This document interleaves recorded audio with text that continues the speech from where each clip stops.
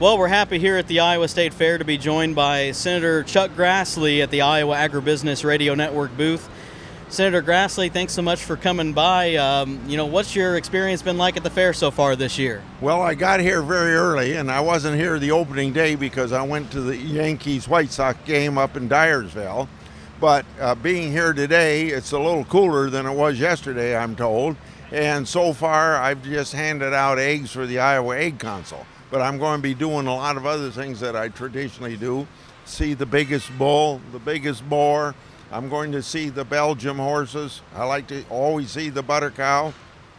I usually pour tea for an hour at the pork tent, and I enjoy my pork chop, things like that. Just kind of things that I do the same every year. Well, that was sure a heck of a game last night, the Field of Dreams game. So what was that experience like for you? Well, first of all, it was the closest I've been to a professional baseball player, and I've only been maybe to a Tigers game or a Chicago White Sox game and a couple minor league games, so I haven't been to a lot of baseball since the Waterloo Whitehawks quit playing, and that's been 50 years ago. So, sitting in the third or fourth row from the players, pretty unique. But the most important thing is to think about what the White Sox and the Yankees did by coming to Iowa.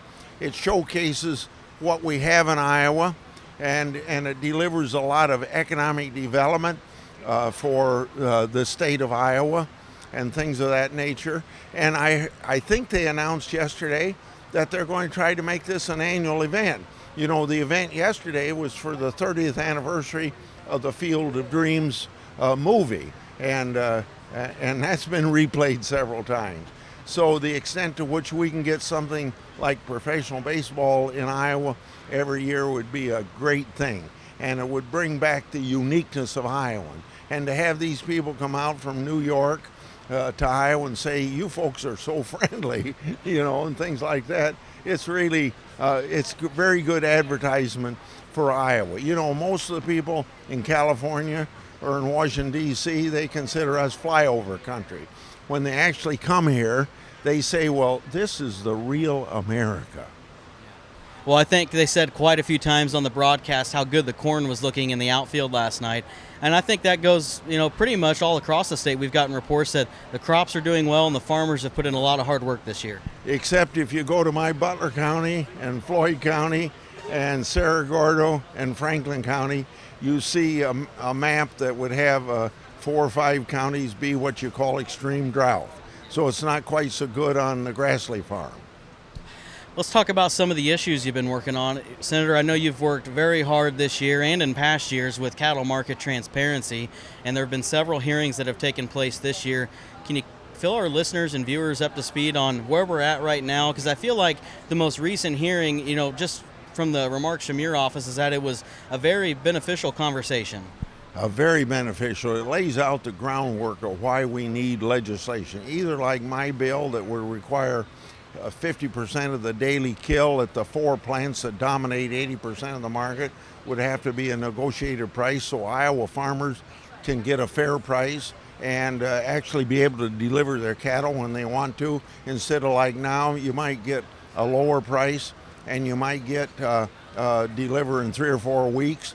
It just isn't fair for those people that negotiate their prices. The spot market, you call that.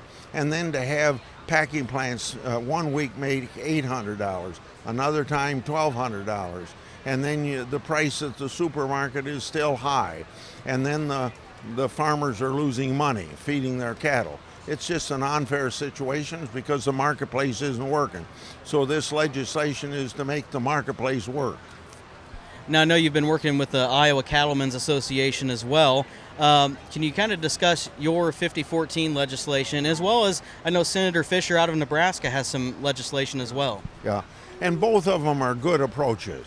Mine would have 50% of the daily kill have to be on a negotiated price, so you get more price transparency, so people know that they're getting a fair price. And then you got to be able to deliver your cattle within 14 days. That's why it's called the 5014 rule. Mrs. Fisher has a good bill. She would have it more on a regional basis, where mine is on a national basis.